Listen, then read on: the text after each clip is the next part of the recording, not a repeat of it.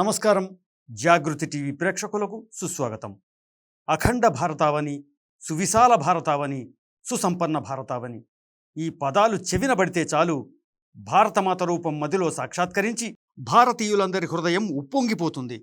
భారతావనిని పరిపాలించిన ఎందరో చక్రవర్తులు తమ ధైర్య సాహసాలు, వ్యూహాలతో నేటి చైనా, రష్యా, ఆఫ్ఘనిస్తాన్ ఇంకా పైకి రాజ్య విస్తరణ చేసి దశ దిశలా హైందవ శంఖారావాన్ని వినిపించారు. భిన్న సంస్కృతులు, వైవిధ్యంతో వెలుగొందిన ఆ భారతావని అనంతర కాలంలో అన్యమత పాలకుల కారణంగా ముక్కలై మన హృదయాన్ని గాయపరిచింది. ఆనాటి అఖండ భారత వైభవాన్ని పునర్నిర్మించుకోవాలంటే మనమేం చెయ్యాలి?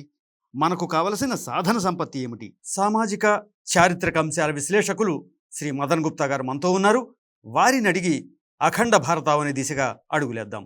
మన అరబ్బుల దాడులు అండ్ 200 సంవత్సరాల ఆంగ్లేయుల పరిపాలన అయినా సరే హిందుత్వం నిలబడి ఉంది. వింటున్నాం కదా, ఇది యాడ్ నిలబడి ఉందండి. ఎక్కడి నుంచి ఎక్కడి దాకా ఉండేది, ఎక్కడి నుంచి ఎక్కడి దాకా వచ్చింది, అది ఎవరైనా గమనిస్తున్నారా? ప్రకృతి అంతా నాకు తల్లి సార్, నాకు ఎంత కావాలో అంత మాత్రమే వాడుకునేటటువంటి మనస్తత్వం హిందువుది.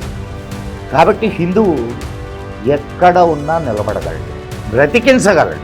మనకు అనేక అసలు లాటిన్ భాషలో 70% సంస్కృత పదాలు. హిందువులు ఎప్పుడు ఇతర దేశాల మీదకు దండయాత్రకు వెళ్ళి ఎరగరు. గత 10,000 సంవత్సరాల నుండి హిందువులు ఎవరిసారి చెప్పింది తప్పుడు కోతలయ్యి. భారతదేశం ఈ తురకల దండయాత్రల వల్ల అండ్ క్రిస్టియన్ మిషనరీస్ వల్ల మనకు అద్భుతమైన తెలివితేటలు ఉన్నాయి, కానీ గట్టిగా అరిచే గుణం లేదు. కమ్యూనిస్టులు మాట్లాడుతున్నారా? ఓ చైనా చైనా చైనా అనే మాట్లాడే కమ్యూనిస్టులు అంటే అక్కడ వేగర్ ముస్లింలకి మానవ హక్కులు ఉండకూడదు, ఇక్కడ ఉండేటటువంటి ముస్లింలకు మాత్రమే మానవ హక్కులు. అండ్ పాకిస్తాన్లో ఉండే మొన్న నీళ్లు మాట్లాడతాడు. అంబేద్కర్ మాత్రం ఆయన చేతులెత్తి దండం పెట్టాలి సార్. అంబేద్కర్ అన్న మాట మాత్రం నిజం. గాడ్సే గాంధీ గారిని చంపాడు, కానీ నిజంగా గాంధీని చంపింది ఎవరు సార్? నమస్కారం మదన్ గుప్తాజీ. నమస్తే జీ. జాగృతి ప్రేక్షకుల తరపున మీకు స్వాగతం. సో మనం ఇటీవల కాలంలో ఆపరేషన్ సింధూర్ కంప్లీట్ చేసుకున్నాం. విజయవంతంగా జరిగినటువంటి ఆపరేషన్ సింధూర్ నేపథ్యంలో ప్రజల్లో ఈ దేశభక్తి బీజాలు అనేవి ఇంకాస్త మొలకెత్తి ప్రతి ఒక్కరూ నా దేశం నా ధర్మం అనే దిశగా ఆలోచించేటువంటి ఒక పరిస్థితిని మనం గమనిస్తున్నాం. అదే సమయంలో చాలామంది అఖండ భారతం అనే అంశాన్ని ప్రస్తావిస్తున్నారు, తీసుకొస్తున్నారు. దేశభక్తులైన భారతీయులు, హిందువులు మనం అఖండ భారతాన్ని సంకల్పించుకుందాం అనేటువంటి ఒక ఆలోచనతో ముందుకెళ్తున్నారు. అయితే ఈ అంశంలో లోతులకు వెళ్లే ముందు అఖండ భారత వైభవం ఎలాంటిది, దీనికి సంబంధించిన ప్రస్తావనతో మనం ప్రారంభిద్దామండి. ఒక చిన్న విషయం అండి. మొట్టమొదట అసలు మనం అఖండ భారతం అనే కాన్సెప్ట్ మంచిదా కాదా అనే దగ్గర నుంచి వెళ్దాం. అలాగే. ఇప్పుడు కూడా మనం ఇప్పుడు ఉన్నటువంటి భారతదేశం మనం ఏమనుకుంటున్నామంటే, మనం చాలామంది అంటుంటారు, మీరు కూడా విని ఉండొచ్చు, 1000 సంవత్సరాల మన అరబ్బుల దాడులు అండ్ 200 సంవత్సరాల ఆంగ్లేయుల పరిపాలన అయినా సరే హిందుత్వం నిలబడి ఉంది. వింటున్నాం కదా, ఇది యాడ్ నిలబడి ఉందండి. ఎక్కడి నుంచి ఎక్కడి దాకా ఉండేది, ఎక్కడి నుంచి ఎక్కడి దాకా వచ్చింది, అది ఎవరైనా గమనిస్తున్నారా? ఇప్పుడు టిబెట్ని తీసుకుపోయి చైనా వాళ్ళ చేతుల్లో పెట్టి, అవునా కదా? త్రివిష్టపం దాని పేరు, గాంధారం, కాందహార్. ఇప్పుడు ఆఫ్ఘనిస్తాన్ ఆడబిడ్డను కాదు, ధృతరాష్ట్రుడు Gandhari, Shakuni is from Kandahar. And ఇప్పుడు మీకు మహాభారతం కానీ చూసినట్టయితే ఉత్తర కురుభూములు అని ఉన్నాయి.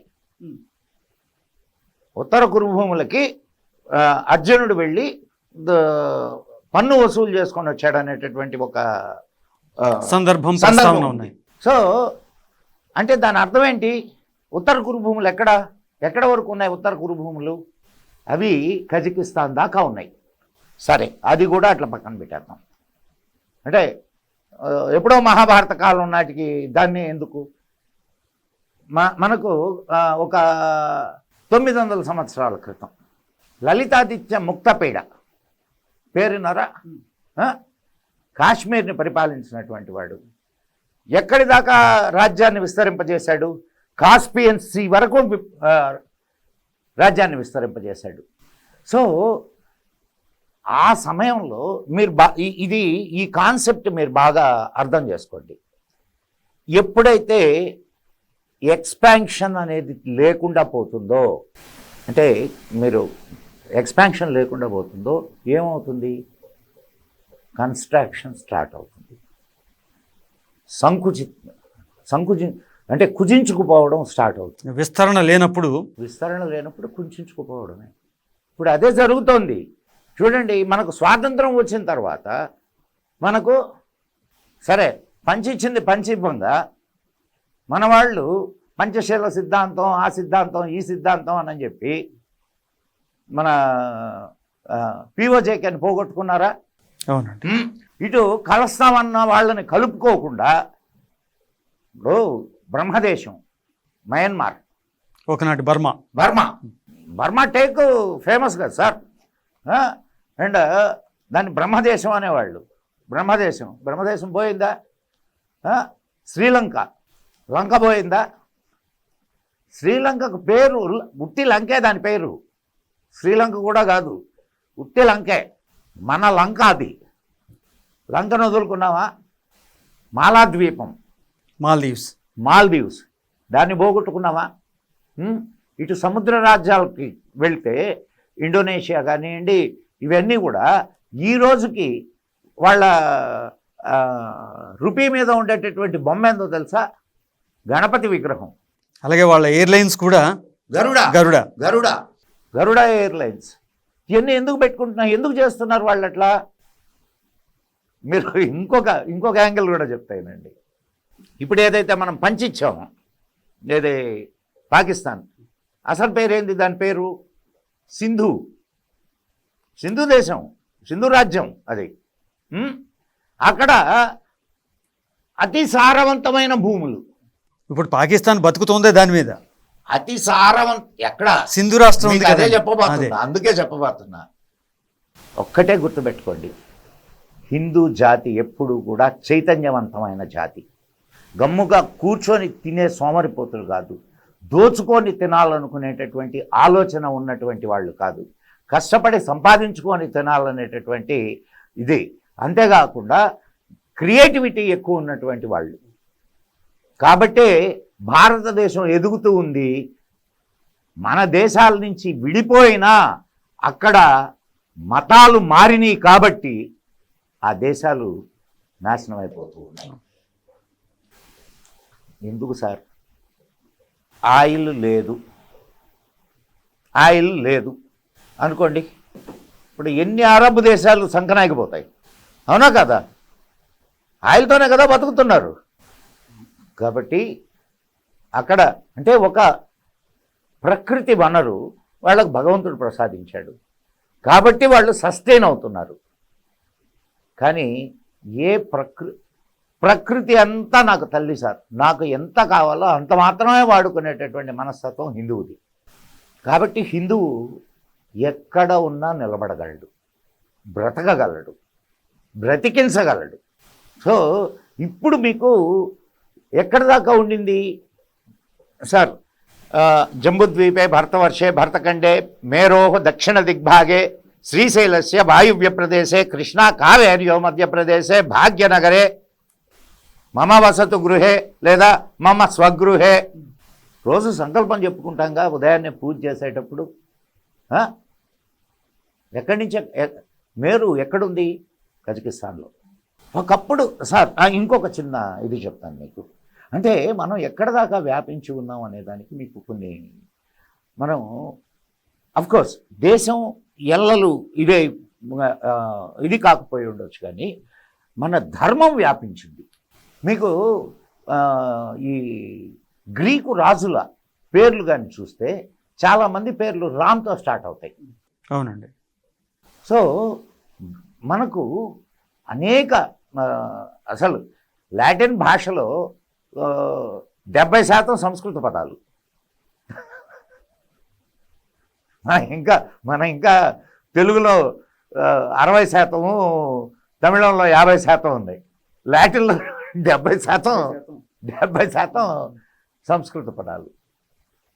దాంట్లో నుంచి వచ్చినాయే ఇంగ్లీషు. అంటే మన ధర్మ ప్రభావం ఏ స్థాయిలో ఉందో ఏ స్థాయిలో ఉంటుందో చూడండి. దాంట్లో నుంచి వచ్చిందే ఇంగ్లీష్ కూడా. అందుకనే మీకు తలుపునేమంటాం మనం? డోర్, ద్వారం. ద్వారా సంస్కృతంలో. అన్నను కానీ తమ్ముడిని కానీ ఏమంటాం? భ్రాత, బ్రదర్. బ్రదర్. తండ్రిని ఏమంటాం? ఫాదర్, పితృ. పితర్. పితర్. పితర్. సో చాలా పదాలు మీకు మన అంటే ఇంగ్లీష్లో పదాలన్నీ సాంస్క్రిట్ నుంచి వెళ్ళినాయి అని కాదు నేను చెప్తున్నది. చాలా పదాలు మన సంస్కృతం నుంచి లాటిన్లోకి వెళ్ళి, లాటిన్ నుంచి ఇంగ్లీష్లోకి వెళ్ళాయి, ఇంగ్లీష్లోకి వెళ్ళి చాలా పదాలు ఉన్నాయి. కొన్ని పదాలు అస్సలు లేవు. ఆత్మ, ఆత్మ అంటే సోల్ అంటారు. సోల్ ఈజ్ డిఫరెంట్ అండ్ ఆత్మ ఈజ్ డిఫరెంట్. కర్మ is different and work is different. So ఇట్లా చాలా అంటే విస్తృతమైనటువంటి అర్థంలో వాడినటువంటి కొన్ని పదాలు ఇప్పుడు ఇంగ్లీష్లో కూడా యాజ్ ఇట్ ఈస్గా వాడుతున్నారు.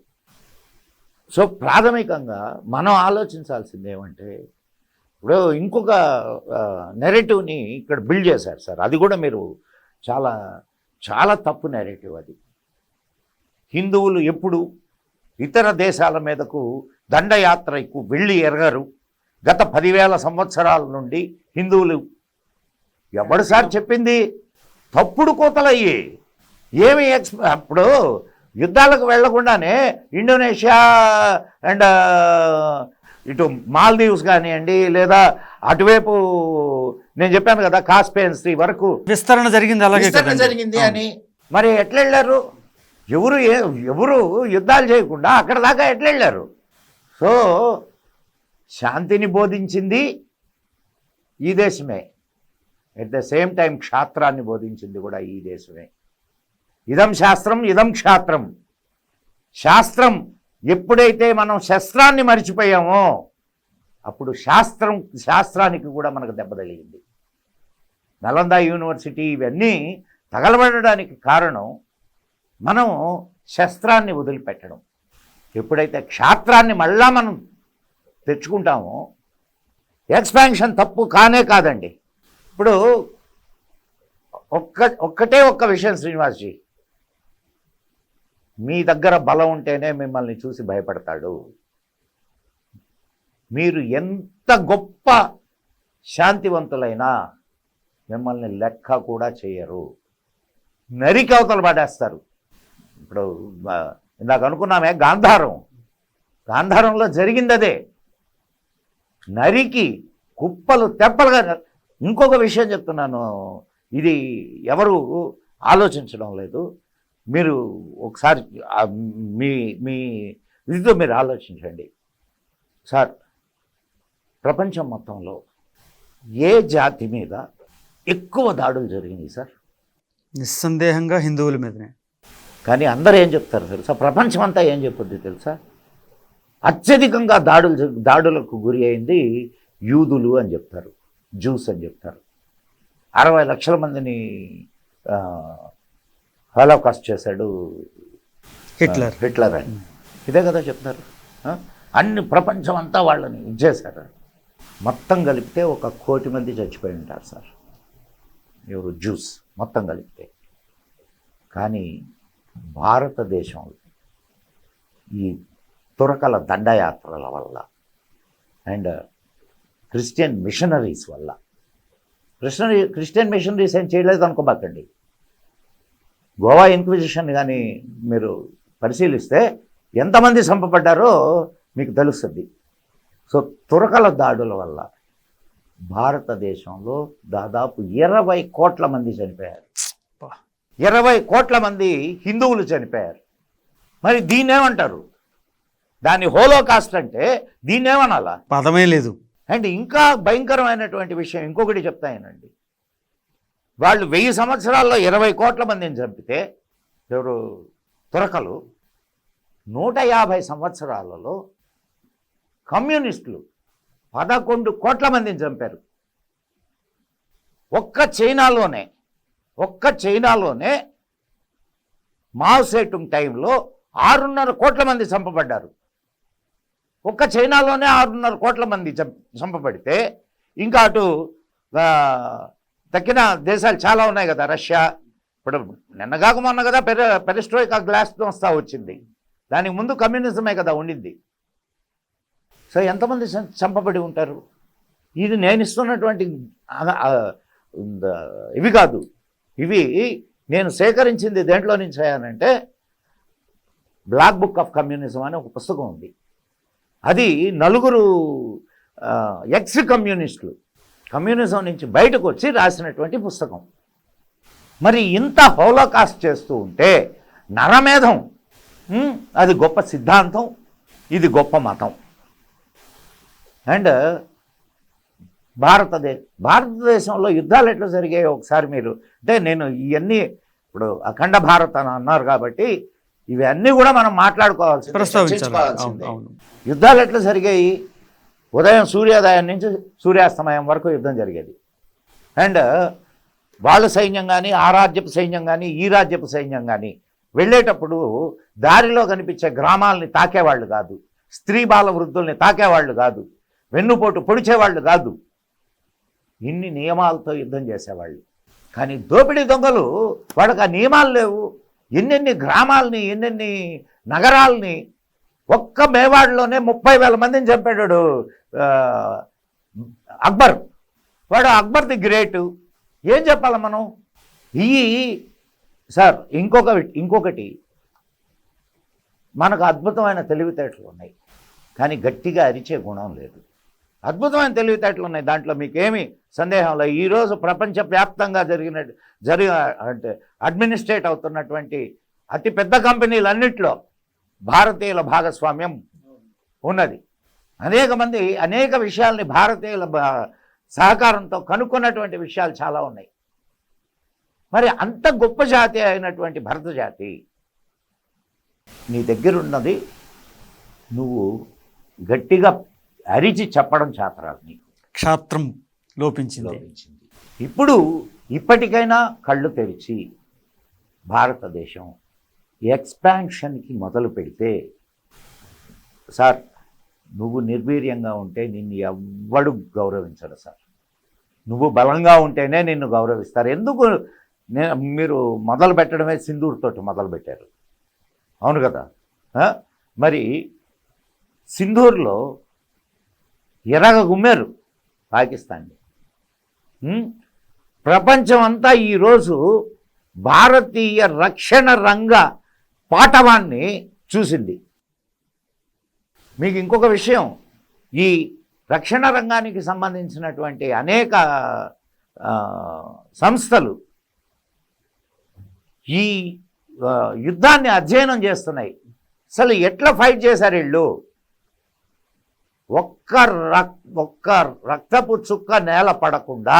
పాకిస్తానీ మంచి పాత్రికేయుడు, బుక్స్ కూడా రాశాడు.